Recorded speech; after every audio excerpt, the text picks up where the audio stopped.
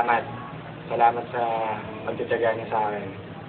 Tsaka, hindi ko alam kung paano ako makakabawi sa inyo. At papasalamat ako dahil pinagtiyagaan niyo ako sa mahabang panahon. At wala na talaga. Mapa, mahal na mahal ko kayo. Siguro, itong graduation na lang na itong may re-regalo ko sa inyo.